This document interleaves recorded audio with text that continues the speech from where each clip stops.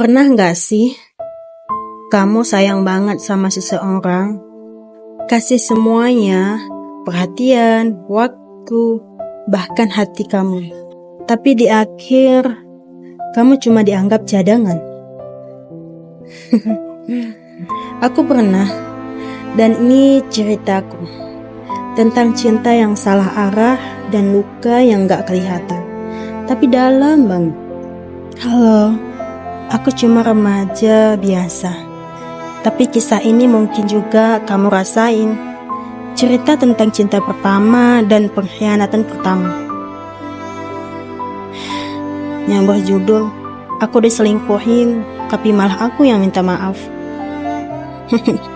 Lucu ya? Semua berawal dari senyum yang bikin jantung aku gak karuan. Dia baik, perhatian, dan bikin aku merasa cukup. Kita sering ngobrol sampai malam, saling kirim lagu, cerita masa depan. Rasanya kayak hidup akhirnya kasih aku seseorang yang bisa ngertiin aku gitu. Aku ingat banget, dia pernah bilang, aku gak akan nyakitin kamu, percaya ya. Dan aku percaya sepenuhnya, bahkan terlalu percaya. Bodoh banget ya.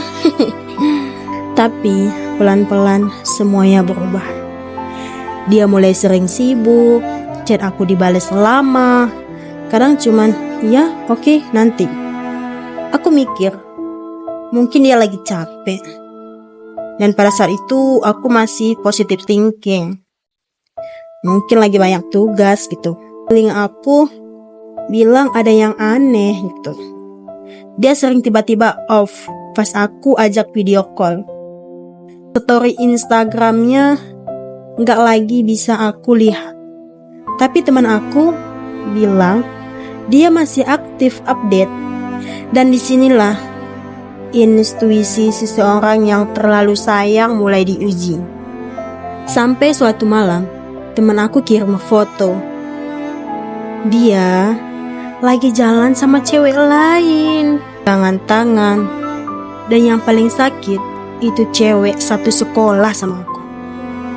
Aku gak langsung marah, gak langsung nangis. Aku cuma diem. Dan saat aku tanya baik-baik, dia bilang itu cuma teman. Kamu terlalu mikir yang enggak-enggak. Tapi aku tahu kebohongan punya getaran yang beda.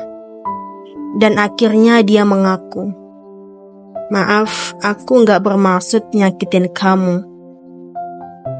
Tapi yang aneh, malah aku yang bilang gak apa-apa, mungkin aku kurang cukup buat kamu. Setelah itu aku banyak nyalahin diri sendiri.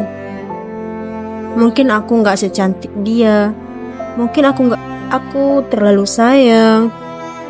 Tapi sekarang aku sadar, diselingkuhin bukan salah orang yang diselingkuhin.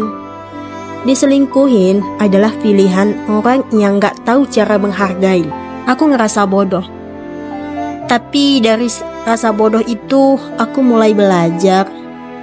Belajar buat gak ngemis cinta, belajar buat ninggalin kalau udah gak dihargain. Buat kamu yang lagi patah, yang baru tahu dia selingkuh, aku yang ngerasa gak cukup buat dia, dengerin aku. Kamu itu cukup. Kamu layak dicintai dengan setia, dihargai tanpa syarat, dan dimiliki, bukan cuma disimpan. Jangan pernah minta-minta cinta dari orang yang gak niat tinggal. Kamu bukan pilihan kedua. Kamu bukan backup plan. Hari ini mungkin kamu menangis, tapi suatu hari kamu akan senyum dan bilang, untung aku gak sama dia. Karena patah hati kadang adalah jalan Tuhan buat kamu keluar dari cinta yang salah. Terima kasih udah dengerin cerita aku. Kalau kamu pernah di posisi ini, tulis di komentar ya. Kita sembuh bareng-bareng ya. Jangan lupa like dan subscribe karena setiap hati yang patah pantas buat disembuhkan.